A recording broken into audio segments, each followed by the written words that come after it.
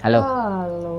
Halo, bertemu lagi dengan saya Alex Hendra dan Muhammad Pratami. Kusnadi. Ini kan menerapkan yang kemarin kita pelajari kayak Ya. misalkan. Setiap hari itu aku menerapkan apa yang aku ajarkan ke siswa-siswaku. Baik. Tidak seperti murid saya ini. Saya ajarin dia tidak menerapkannya. Aku menerapkannya ke teman-temanku. Oke. Kita masih di souvenirjogja.com Betul. di Kompleks Taman Kuliner. Ini milik teman saya, seperti juga seluruh kompleks ini isinya adalah teman-teman saya. Betul. Oke, kali ini kita mau bahas apa ya? Kali ini aku mau bertanya. Oke. Baru ditanya 2 materi, sekarang dia udah mulai nanya lagi. Mau bertanya lagi. Jadi Padahal aku kayak, masih punya pertanyaan tapi nggak mau. misalkan nih ya, tadi kita kan di konten-konten sebelumnya udah bahas penulisan entah itu penulisan berita atau enggak penulisan naskah panggung, naskah film gitu.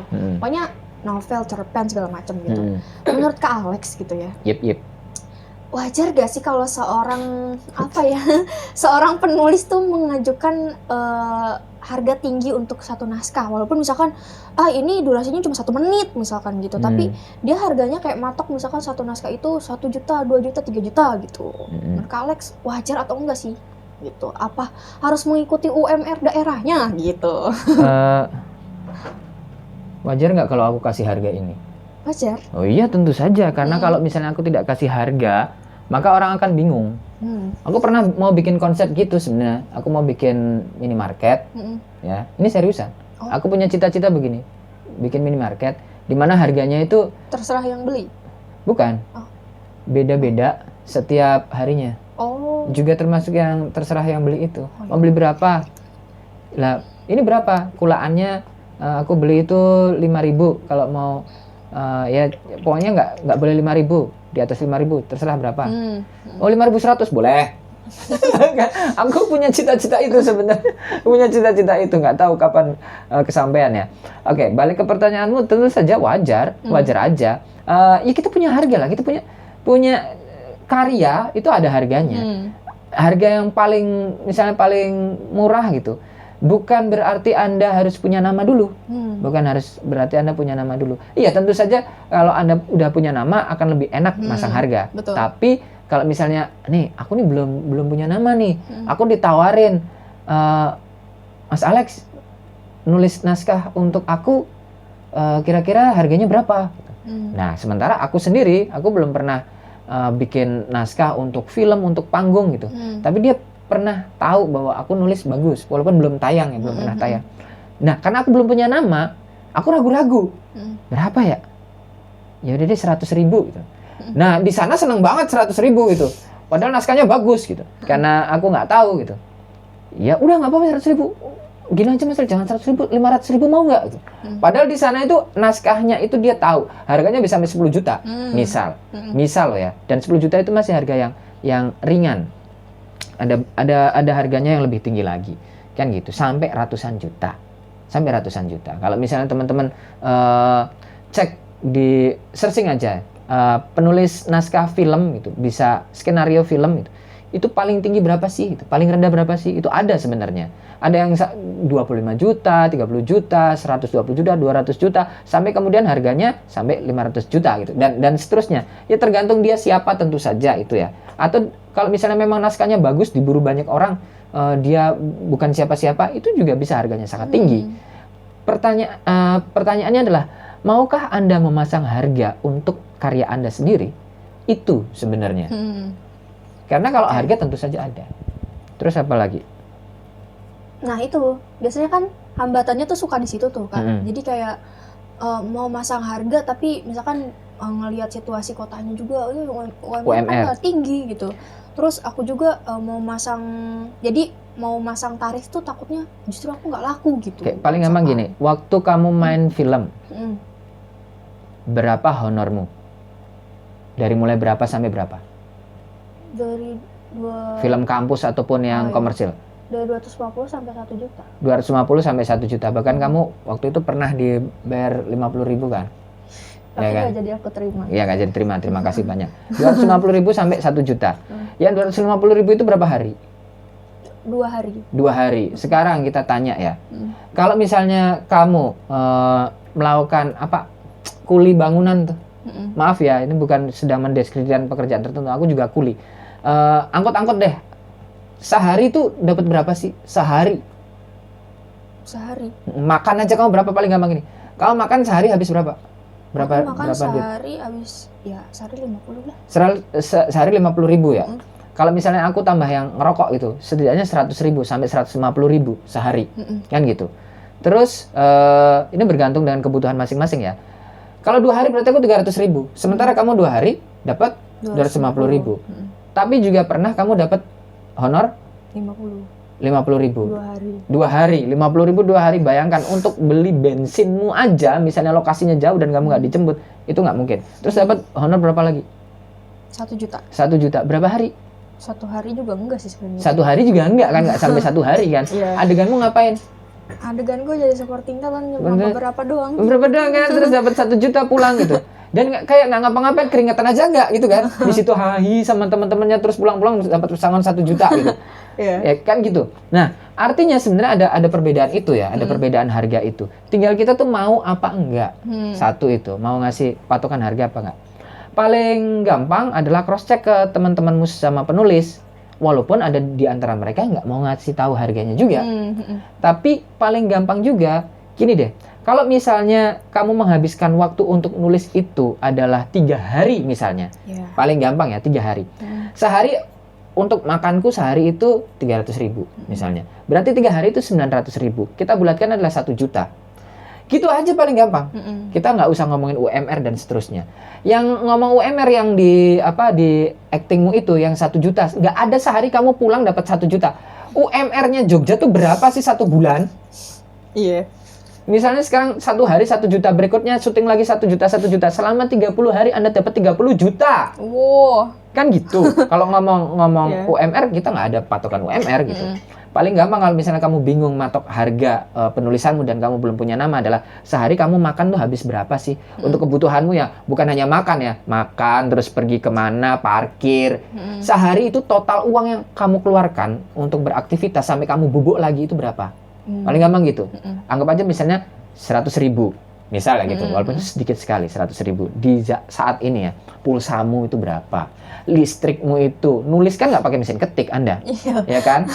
Nggak pakai mesin ketik Anda sekarang pakai laptop, pakai komputer, bahkan ada yang di di HP juga itu. Itu butuh ngecas. Listrik itu berapa ya gitu misalnya. Tokennya 30.000, 50.000, dibagi per harinya berapa, berarti dapat segitu. Gitu aja sih, hitung-hitungan rumah tangganya seperti itu. Misalnya 3 hari 1 juta, berarti satu naskah ini 1 juta harganya. Misalnya seperti itu. Ini ngomong paling goblok, paling strawberry, paling strawberry, sebodoh-bodohnya aku ya. Misalnya aku belum punya nama, terus aku bingung, teman-temanku aku tanya nih sama penulis, berapa sih hargamu nulis naskah, terus dia bilang ya rahasia, kayak gitu semuanya bilang rahasia. Ya udah aku pakai patokan paling strawberry, paling blow on, paling polos ya. Makanku berapa, kemana-mana berapa, selama sehari token listrikku berapa, biaya kosku berapa. Anggap aja misalnya biaya kosnya 500.000 dibagi per harinya berapa, includein ke situ. Kan Anda kan nulisnya kan nggak di tempat orang lain, di kos Anda sendiri. Kan gitu sih. Gitu dipatokin. Itu dapatnya angka bulatnya adalah itu. Nanti kalau misalnya ada tawaran lagi, malah bikin naskah lagi dong. Kemarin kamu udah pasang 1 juta dan laku. Berani naikin dong. Oke, 2 juta. Nah gitu. Pilihannya cuma 2, orang itu mundur, wah terlalu mahal, nego. Kan gitu. Terus nego, jangan mepet banget, kemarin aku udah 1 juta itu naskahnya cuma ecek-ecek. Sekarang kamu naskah film mintanya dibawa ke festival dapat ini, masa 2 juta kamu nggak mau? Aduh duitnya mepet banget. Ya itu kan bukan duitmu. Itu kan duitnya yang dititipin sama produser ke kamu. Produser juga bukan duitnya produser, duitnya dari sponsor, kan gitu. Udah aku cuma segitu, berani kayak gitu. Sampai kemudian naik. Nggak harus bertahap setiap naskah tambahin 1 juta, enggak ya. Kamu udah tahu hargamu, oke. 25 juta nih. Naskahnya panjang nih. Per lembar misalnya. Ada 25 lembar. Kan gitu ya. Selembarnya 1 juta. Dan kita atas selembarnya 100.000. Kan gitu paling gampang itu. Itu sih. Ini jadi untuk naskah film ya, naskah film. Walaupun harganya ya bisa melambung sangat tinggi. Jadi kita tuh bisa hitung-hitungan sendiri sebenarnya tanpa ini. Tapi aku mau meng-highlight lagi. Hmm. Meng-highlight lagi kalau misalkan yang aku tangkap dari omongan Kak Alex tadi itu tuh jangan takut untuk membuat patokan harga. Iya. Iya. Jangan terpaku juga sama UMR karena Jangan. itu enggak. Jangan pakai UMR. Jangan pakai. Aku walaupun waktu aku ngurusin honor talent itu selalu gini, UMR-nya Jogja itu berapa sih? Gitu. Aku selalu nanya ke apa koordinator talentku ya. Udah kalau hitungan per hari udah di atas UMR belum? Udah Mas, aman. Gitu. Ya kamu 1 juta aku kasih kan sehari, gak ada sehari itu terus pulang gitu. Maksudnya itu di atas UMR udah selesai, aku udah aman, tenang. Misalnya 500.000 sehari dikalikan di atas UMR udah selesai gitu. Beban kerjanya juga nggak banyak. Aku pengen talent-talentku itu nyaman di lokasi syuting, jangan sampai kepanasan, makan juga datang sendiri, itu ada minum datang. Ya kayak gitulah. Sama halnya dengan ini, nggak ada patokan dengan UMR.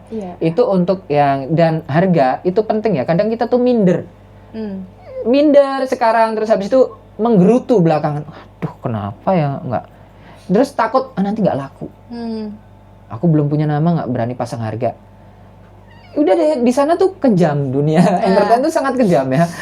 Anda juga harus berani kejam. Toh kan cuman iseng aja. Ini nggak laku di sini, ya udah kan masih ada laku berikutnya. Aku punya pengalaman gini malah, nulis novel nih. Nulis terus habis itu nggak keterima. Novel itu ditolak terus. Aku marah dong, gitu kan ya.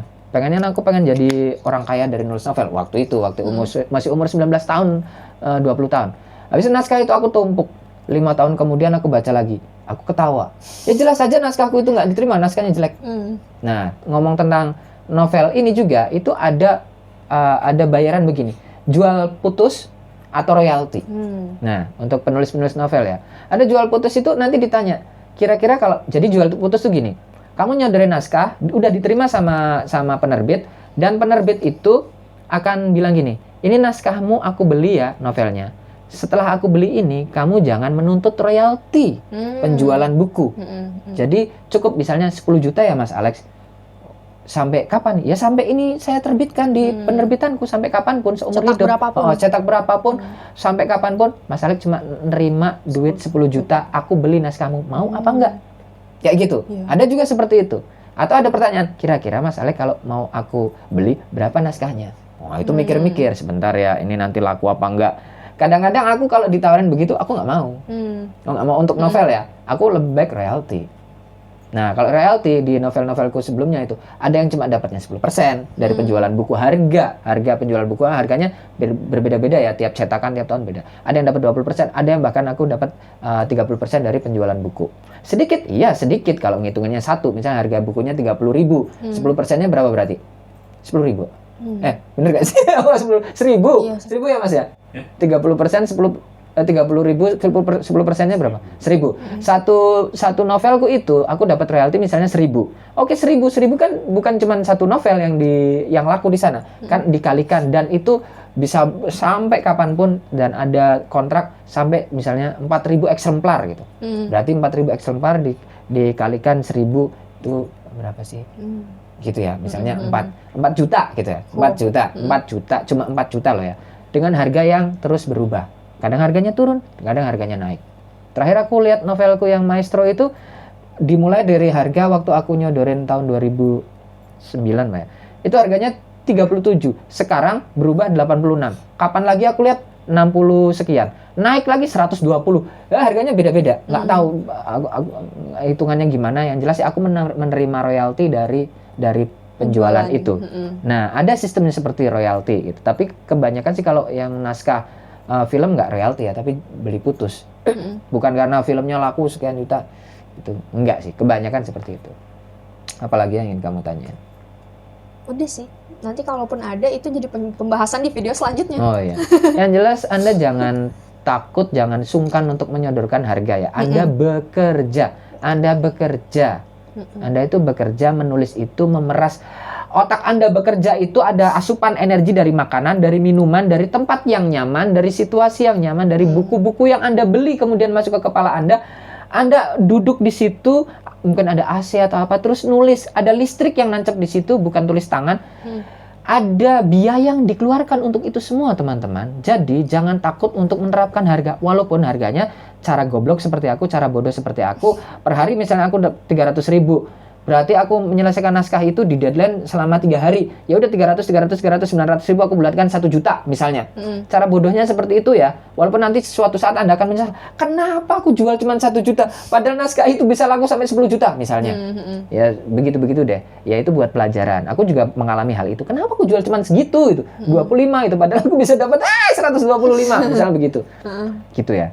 Kalau 3 naskah kan aku bisa udah beli rumah kecil. Kan gitu. Misal Anda ngiler jadi penulis naskah, silakan.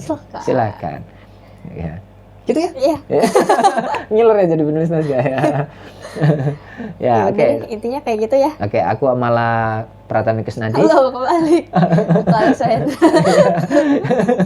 Nanti kita akan ini di souvenirjogja.com udah selesai karena aku sih janji 3 episode. Nanti kita akan pindah lagi ke tempat lain. Masih di Kompleks Taman Kuliner. Deskripsinya souvenirjogja.com juga akan aku kasih di bawah. Terima kasih banyak teman-teman udah menonton. Sudah subscribe, silakan di-subscribe. Ya. Mau ngomong apa? Jangan lupa komen. Subscribe juga, jangan jadi penonton gelap. Terima kasih banyak. Sampai ketemu lagi di episode berikutnya. Dah. Bye.